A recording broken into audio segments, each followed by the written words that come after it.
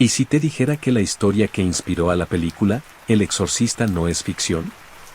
En los años 40, un niño conocido como Roland Doe fue sometido a uno de los exorcismos más documentados y perturbadores de la historia.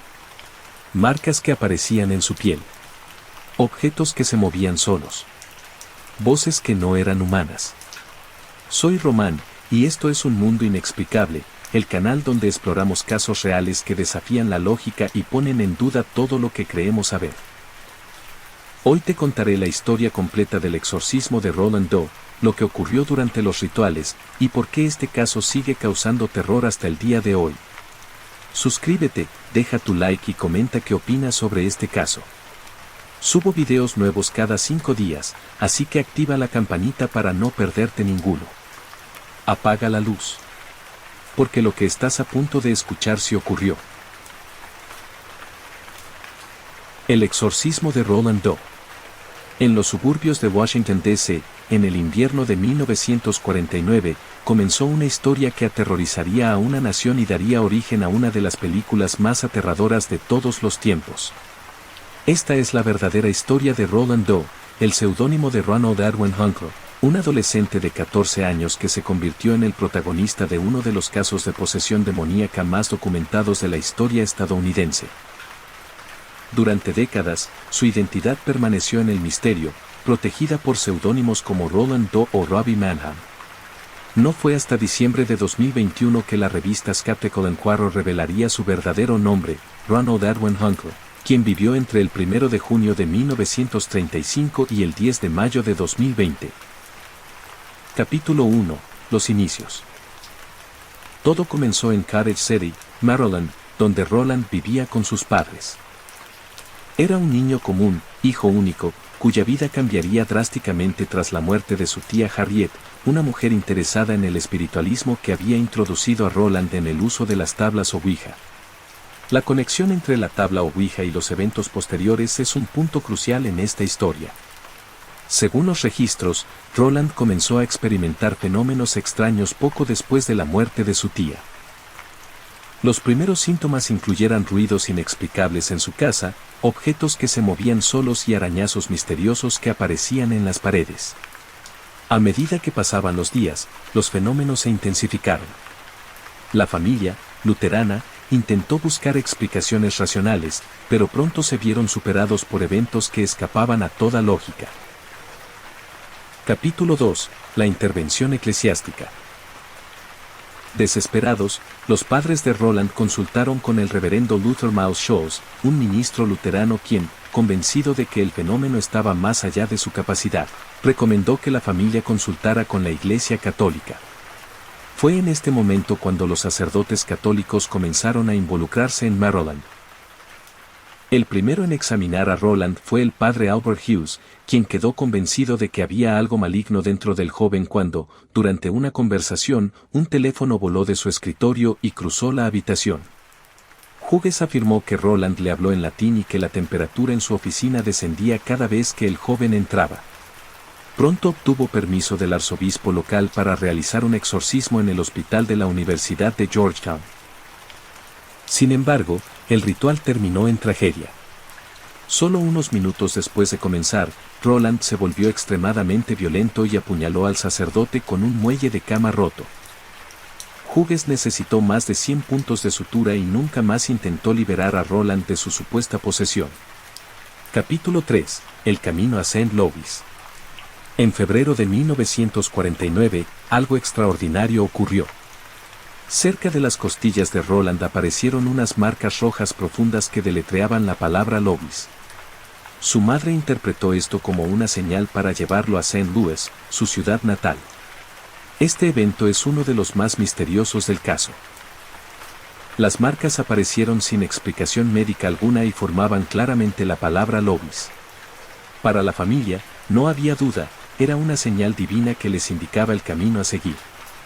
Una vez en St. Louis, un familiar buscó la ayuda del padre Raymond Bishop, profesor clerical en la Universidad de St. Louis. Bishop, junto con William S. Bowdern, un asociado de la College Church, visitó a Roland en el hogar de sus parientes, donde supuestamente observaron una cama que se sacudía, objetos que volaban y al niño hablando con voz gutural y mostrando aversión a todo lo sagrado.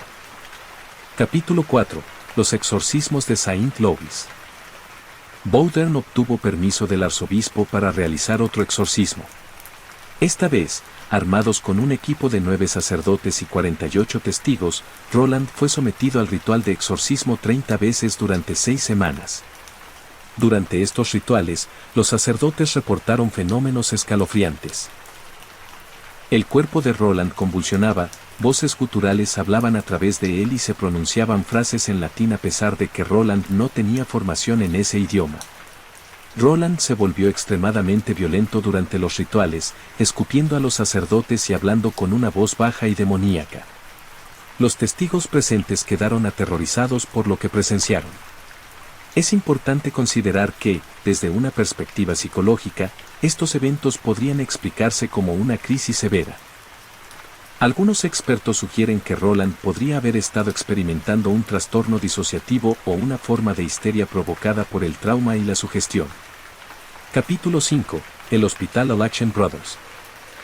A medida que los exorcismos continuaban sin éxito aparente, se tomó la decisión de trasladar a Roland al Hospital Alaction Brothers, que contaba con una instalación psiquiátrica segura donde el joven podría permanecer a resguardo del público mientras continuaban los rituales.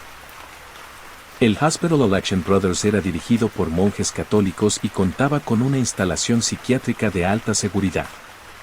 Según los registros, un monje que había jurado silencio rompió su voto en un momento y habló sobre el paciente especial en la sala psiquiátrica en abril de 1949. Fue en este lugar donde se realizaron los exorcismos más intensos. Los sacerdotes presentes registraron detalladamente cada evento, creando un diario que se convertiría en una de las fuentes más importantes para entender lo que sucedió en esa habitación. Capítulo 6. El diario del padre Bishop. El padre Raymond J. Bishop, uno de los sacerdotes asistentes, mantuvo un diario detallado del exorcismo realizado bajo el seudónimo de Roland Doe. Este documento se convertiría en la fuente primaria para investigadores y escritores posteriormente. El diario de Bishop es extraordinario porque registra no solo los eventos sobrenaturales, sino también las reacciones de todos los presentes. En él se describen fenómenos como levitación, objetos que se movían solos, y voces que emanaban del joven hablando en idiomas que él no conocía. A pesar de la riqueza de detalles en el diario, muchos expertos posteriores, como Thomas B. Allen, enfatizaron que la prueba definitiva de que se trataba de una posesión demoníaca genuina es debatible. Sin embargo, lo que sí es innegable es el impacto que esta historia tendría en la cultura popular. Capítulo 7. El clímax del exorcismo. Según los registros, el exorcismo final tuvo lugar en abril de 1949. Durante una sesión particularmente violenta, Roland gritó el nombre de Satanás y entró en convulsiones. Los sacerdotes presentes informaron que, en ese momento, vieron una imagen de San Miguel Arcángel y sintieron una presencia divina en la habitación. Los registros indican que, tras esta visión, Roland calmó repentinamente. Según el diario del padre Bishop, el joven despertó y preguntó, ¿qué ha pasado? Para los presentes, este era el signo definitivo de que la posesión había terminado. El ritual había durado semanas. Los sacerdotes informaron haber realizado entre 20 y 30 exorcismos durante este periodo. Al final, según sus registros, Roland estaba libre de la influencia demoníaca que había aterrorizado a su familia y a la comunidad religiosa. Capítulo 8. El impacto en la cultura popular. 2 décadas después de estos eventos, William Peter Blatty, quien había sido estudiante en la Universidad de Georgetown durante el tiempo de los exorcismos, se inspiró en esta historia para escribir su novela El Exorcista en 1971. Blatty transformó la historia de Roland Doe en la de Regan McNeil, una niña de 12 años en Washington, D.C. Esta decisión creativa, aunque cambió detalles significativos del caso real, capturó la esencia del terror que los registros originales describían. La adaptación cinematográfica de 1973, dirigida por William Friedkin, se convirtió en un fenómeno cultural. La película no solo asustó a las audiencias de todo el mundo, sino que también popularizó el concepto del exorcismo en la conciencia colectiva moderna. Capítulo 9. Las investigaciones posteriores. A lo largo de los años, numerosos investigadores han explorado las locaciones relacionadas con el caso de Roland Doe.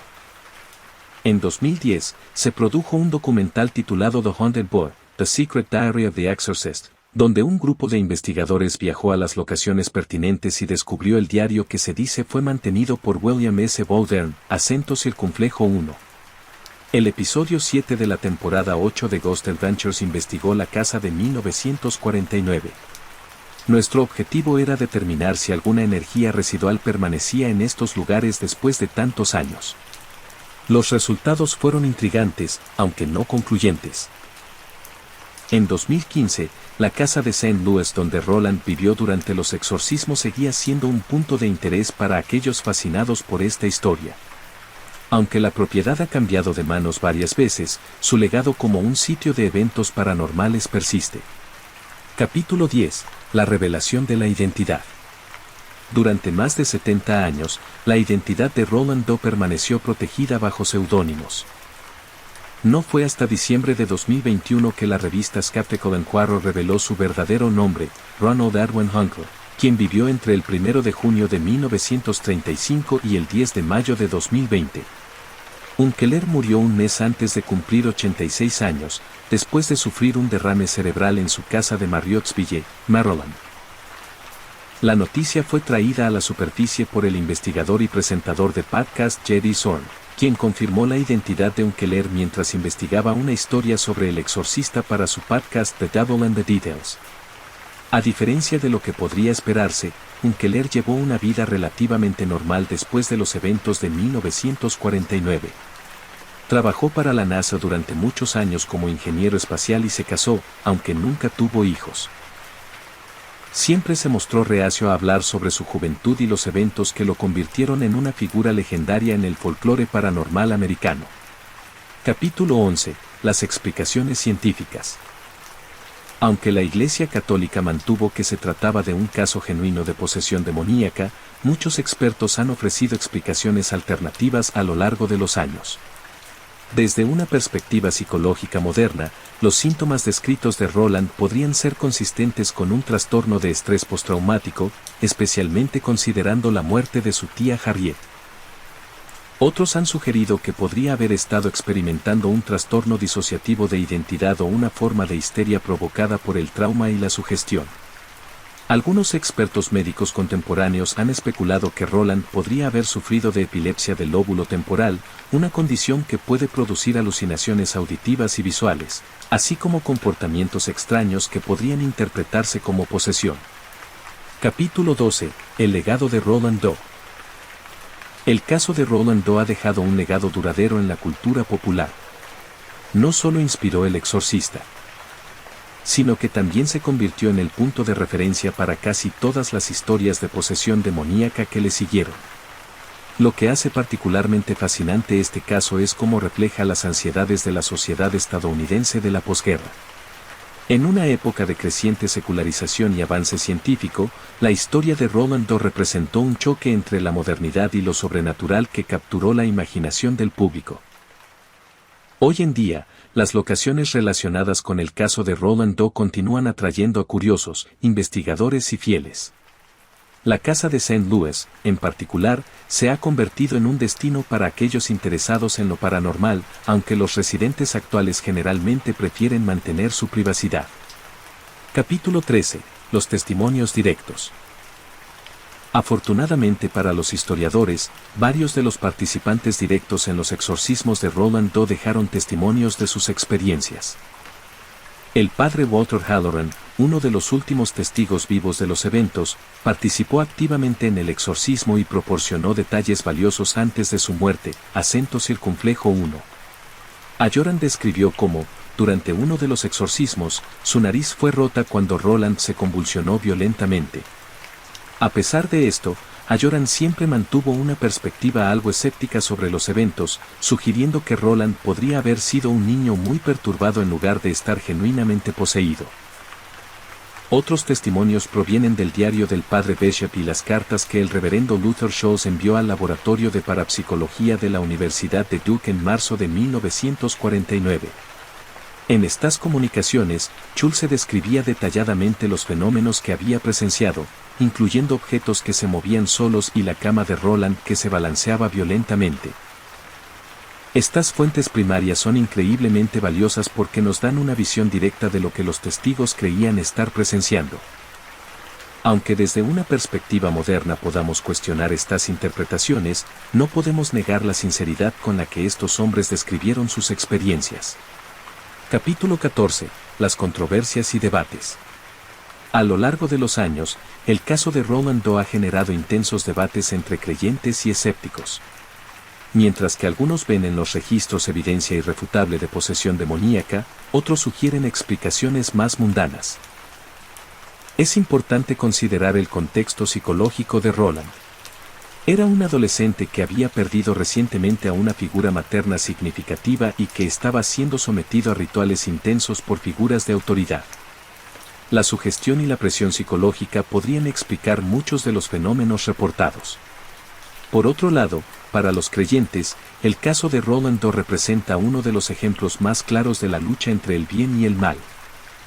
La consistencia de los testimonios y la naturaleza de los fenómenos descritos desafían las explicaciones puramente racionales. El debate continúa hasta hoy, con nuevos investigadores aportando perspectivas tanto psicológicas como teológicas a este caso fascinante que trasciende las fronteras entre la fe y la ciencia. Capítulo 15. El impacto en la Iglesia Católica. El caso de Roland Doe tuvo un impacto significativo en la práctica del exorcismo dentro de la Iglesia Católica. A raíz de estos eventos, la Iglesia se volvió más cautelosa al autorizar rituales de exorcismo, estableciendo protocolos más estrictos para discernir entre posesión genuina y disturbios psicológicos. Después del caso de Roland Doe, la Iglesia Católica comenzó a requerir evaluaciones psiquiátricas exhaustivas antes de autorizar un exorcismo. Este cambio refleja una mayor conciencia de la necesidad de descartar explicaciones médicas antes de recurrir a intervenciones espirituales. A pesar de estas precauciones, el interés en el exorcismo no ha disminuido. De hecho, la Vatican ha reconocido un aumento en la demanda de estos rituales en las últimas décadas, llevando a la creación de más cursos de formación para exorcistas. Capítulo 16. Las locaciones en la actualidad. Hoy en día, las locaciones relacionadas con el caso de Roland Doe continúan atrayendo a curiosos, investigadores y fieles. La casa de Cottage City, donde comenzaron los fenómenos, todavía existe, aunque ha sufrido modificaciones a lo largo de los años. Los vecinos actuales de la zona están familiarizados con la historia, aunque la mayoría prefiere no hablar de ella. La casa ha cambiado de manos varias veces, pero su legado como un sitio de eventos paranormales persiste en la memoria colectiva de la comunidad. El Hospital Olachen Brothers, donde se realizaron los exorcismos más intensos, también sigue en pie, aunque su uso ha cambiado con el tiempo. Algunos investigadores afirman que aún se pueden detectar energías residuales en las áreas donde Roland estuvo internado. Capítulo 17. Las investigaciones recientes. En la última década, ha habido un renovado interés en el caso de Roland Doe. Equipos de investigación paranormal han visitado las locaciones clave utilizando tecnología moderna para intentar detectar fenómenos inexplicables. Hemos utilizado equipos de grabación de audio de alta sensibilidad, cámaras de visión nocturna y medidores de campos electromagnéticos en nuestras investigaciones. Aunque hemos capturado algunas anomalías interesantes, los resultados no son concluyentes y están abiertos a interpretación. A pesar de la tecnología avanzada, las investigaciones recientes no han logrado proporcionar pruebas definitivas que resuelvan el misterio de Roland Doe. El caso continúa siendo un enigma fascinante que ocupa un lugar único en la historia de los fenómenos paranormales en Estados Unidos. Capítulo 18. El impacto en la vida de Ronald Huncroft. Aunque su juventud estuvo marcada por eventos extraordinarios, la vida adulta de Ronald Huncroft fue notablemente convencional. Trabajó para la NASA durante muchos años como ingeniero espacial, contribuyendo a programas como el Apolo y el Space Shuttle, acento circunflejo 9. Unkeler siempre se mostró reacio a hablar sobre su juventud y los eventos que lo convirtieron en una figura legendaria. Según quienes lo conocieron, prefería centrarse en su trabajo y su familia, evitando cualquier referencia a su pasado como Roland Doe. A pesar de su deseo de privacidad, la sombra de su juventud lo persiguió toda su vida. Los investigadores ocasionalmente lograban localizarlo, aunque generalmente se negaba a hablar sobre los eventos de 1949. Capítulo 19. Las interpretaciones teológicas. Desde una perspectiva teológica, el caso de Roland Doe ha sido objeto de intensa especulación. Algunos teólogos lo ven como un ejemplo claro de la actividad demoníaca en el mundo moderno, mientras que otros sugieren interpretaciones más simbólicas. Para muchos teólogos, el caso de Roland Doe representa la lucha entre el bien y el mal en su forma más pura. La participación de figuras religiosas y la naturaleza de los fenómenos descritos sugieren algo que trasciende las explicaciones puramente psicológicas. Independientemente de la interpretación, el caso de Roland Doe ha obligado a la Iglesia Católica y a otras denominaciones a confrontar la realidad de la posesión demoníaca y a desarrollar protocolos más rigurosos para discernir entre lo espiritual y lo psicológico. Capítulo 20. El legado cultural. El impacto cultural del caso de Roland Doe es innegable. Además de El Exorcista, la historia ha inspirado numerosas películas, libros, documentales y series de televisión que exploran el tema de la posesión demoníaca. Lo que hace particularmente duradero el legado de Roland Doe es cómo la historia se ha adaptado a diferentes épocas. Cada generación ha reinterpretado estos eventos a través de su propia lente cultural, pero el terror fundamental permanece intacto. Desde El Exorcista hasta producciones más recientes, la historia de Roland Doe continúa inspirando a creadores que buscan explorar los límites entre lo natural y lo sobrenatural, entre la fe y la duda.